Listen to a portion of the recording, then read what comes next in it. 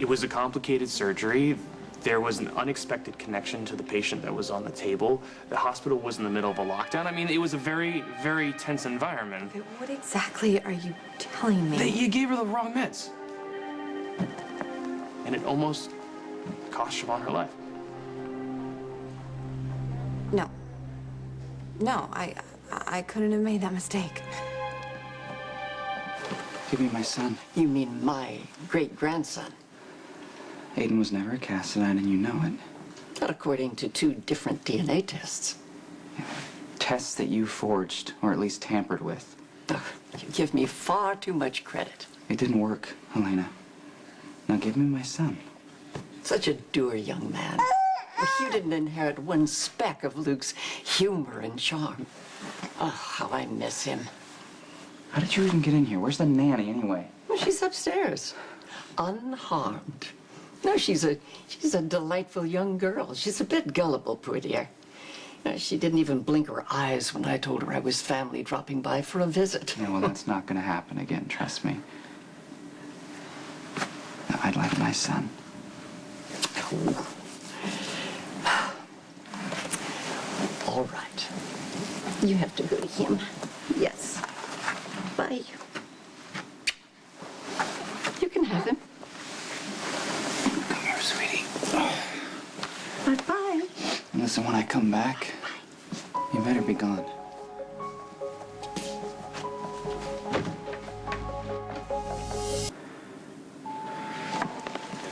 Maybe if we step it out, something will come back to you. There's nothing to remember. I know the difference between blue and green. Can you just humor me? Siobhan was crashed in, the hospital was on lockdown. Yes, chaos was reigning. You were afraid that we were going to run out of supplies before the surgery was over. It was taking a while to locate the bleeder. And then her ICP was increasing. And I ordered the 14 milligrams of the dexamethasone. Yes, and I gave that to her. Right, and then her blood pressure dropped off a cliff. And you thought it was another bleeder. But it wasn't. I didn't give Siobhan the wrong medication. Dr. Monica's orders. Call 3405. They did an inventory of the OR after the surgery, and the medication that I ordered was never given. But a vial of heparin was used and discarded. Then it was me. I gave her the wrong vial. God, I almost killed Siobhan. I thought I told you to leave. Oh, surely you can spare a minute for an old acquaintance. I have nothing to say to you, and you have no reason to be here. Nicholas left the country with Spencer, and he's not coming back. It's over, okay? He knows the truth. We all do. Well, I wish my grandson had consulted me before he ran off. Honestly, it's positively doltish the way you and Nicholas allow your lives to be dictated by that lying little broodmare. Okay, here we go again. You're just gonna deflect what you did and put it right onto your favorite target, right onto Elizabeth, right? No, you're the predictable one, Lucky. Me jerking to Elizabeth's defense. Your little angel who can do no wrong. Oh, get a clue, Lucky, before that woman ruins your life once and for all. You know, the only thing Elizabeth is guilty of is believing her own eyes about Aiden's paternity. And you know what? It wasn't that difficult to figure out. What are you going to do when I die? Throw a party? No. Who are you going to scapegoat for Elizabeth then? She lied to you, Lucky. She's done it many times before, and always for the same reason. It's you. Always you. Okay, you can keep talking, but I'm not going to believe a word you say. Lucky. Lucky, open your eyes. Elizabeth wants you back. Now, the only way, and the best way to accomplish that, is to make you think that the two of you are bonded eternally through a child who is actually carrying your DNA for a change. Except Aiden is not carrying your DNA. Oh, and too bad about your inconvenient wife. I heard you put her in the hospital. I'm trying to process all of this. I've never made that kind of mistake before. It's human. I mean, we're human. It happens. Yeah, but you welcomed me into your OR. You trusted me, and I let you down. I'm so sorry. Well, thankfully, no lasting harm was done. Yeah, because of you. Man, I almost killed a patient. And not just any patient. My ex-husband's brand new wife. No. And not to rub salt in the wound, but I just don't want you to be blindsided as my colleague. But, you know, there's going to be an inquiry. And it qualifies as medical malpractice. I can lose my license, right? Yeah, hopefully it's not going to come to that. Right? I mean, besides, I don't think this is all your fault. I really don't. What do you mean? You're still grieving the loss of your son. I can only imagine how tough that is. I think Steve might not have been as objective as he should have Wait, been. Steven? Yeah, I think that he was probably acting more as your brother than as chief of staff and ordered you back to work too soon. And look, I knew your situation, right? And I didn't question you and your assignment to my OR. No. This isn't anybody's fault. I told you both that I was fine, and I honestly thought that I was. 406. Dr. God, I can't believe I almost killed Lucky's wife. 406. When I heard that you torched the Spencer home, I thought, bravo. Lucky is finally his father's son. And then I heard that your immigrant wife trapped herself, and I realized that you merely acted on impulse, not some ingenious plan. No, it was a temper tantrum, and a costly one at that. If your wife's life means anything to you at all. Siobhan's gonna be fine. And any way that I've wronged her is between us.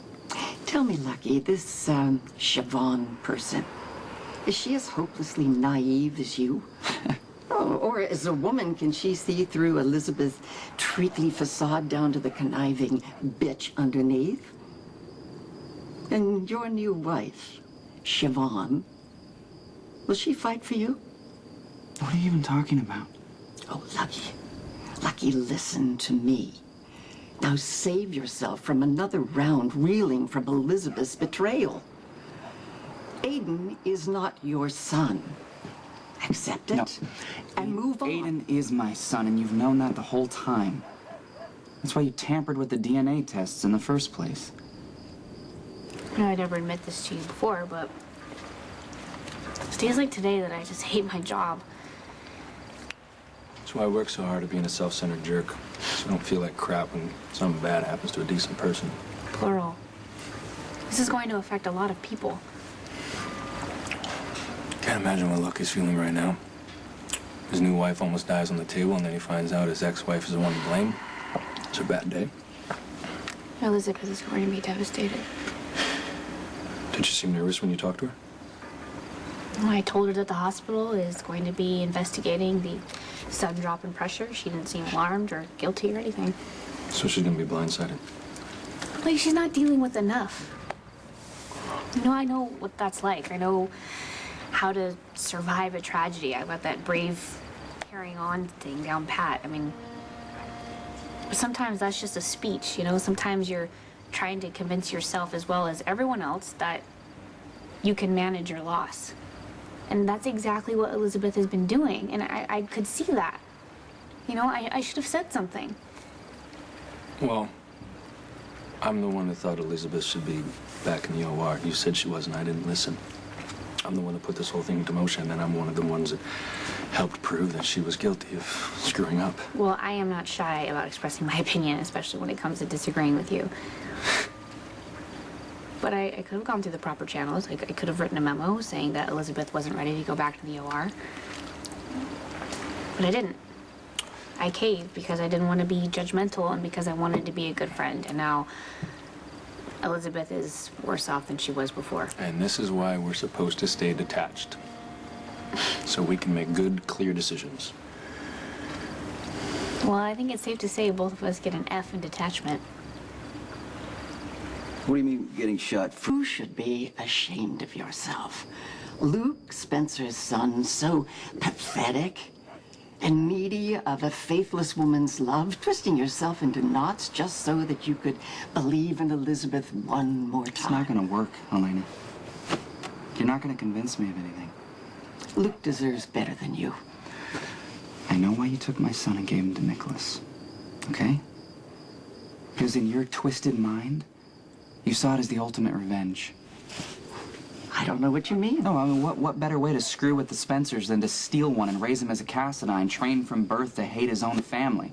Well, I'm flattered that you think I could be so Machiavellian. What was the end result, huh?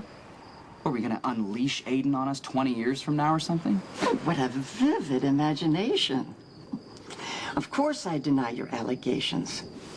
Elizabeth tampered with the DNA results. Now, that is a fact, whether you accept it or not. Okay, it's time for you to leave. And don't come back, and don't even think about messing with my son. Well, I'm finished here anyway. Lucky.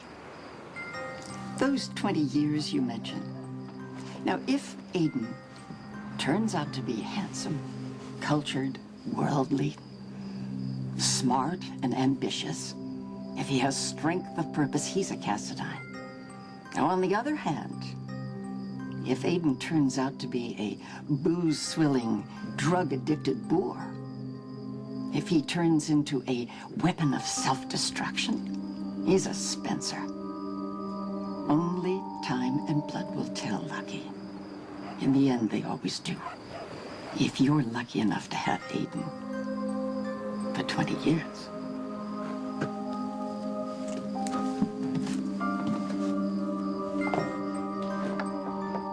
Can I ask you something?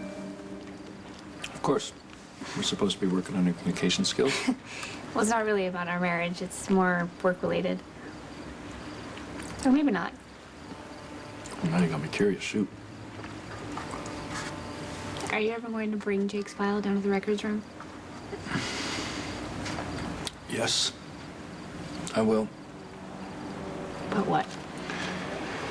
But I like looking at it. Like's not the right word. I feel obligated. I go over the readings and I go over the scans and I try and figure out where I went wrong, where I could have got in front of the trauma, where I could have noticed that hemorrhage before it happened. But you couldn't. I'm not, this isn't about feeding my guilt, Robin. I'm just trying to make sure that when it happens again, I make the right decision and I do better. But I've seen you lose patients before. Not that many, because you're really good. Well, not good enough. But you go over the records, you file them away, and you move on. Why can't you do that with Jake? I just told you what I'm looking for. A mistake. Some way you could have saved him, I know. Well, I haven't found it yet. Because there isn't one. I mean, I was there. It's a miracle that Jake stayed alive as long as he did. I mean, has it ever occurred to you that when you looked at those records to see that you saved his life 3 times before that hemorrhage?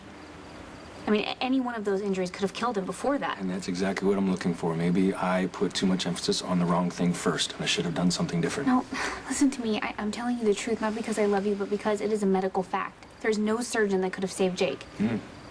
What about my father? Oh, come on. What are you talking about? One of the first things you said to me ever was that you were better than your dad. Well, I was just trying to impress you. That was all bravado crap. Yeah, but then I got to know you and I realized that it wasn't. You're one of the only people that I know that are so in love with their own brilliance but could actually back it up. So why are you wasting time and energy comparing yourself to your father? I know I'm better than my father now. I don't know if I'm as good as he was when he was at his best. Well, there's no way to measure that. Look, I've heard all the stories about my dad. More times than I probably cared. And I'm not just talking about when things went bad. When he was good, he was fast. He had intuition. He would find things that weren't even on the scans. He would fix things before they happened. Noah Drake, the psychic surgeon. Sorry, I don't buy it. Listen, you know what I'm talking about. When you go in there, you got to work fast. There's no room for error. You can't be looking over your shoulder at the scans. You got to trust your intuition, and you've got to be fearless. So, is that what's bothering you? Are you thinking you might get another patient like Jake and be scared?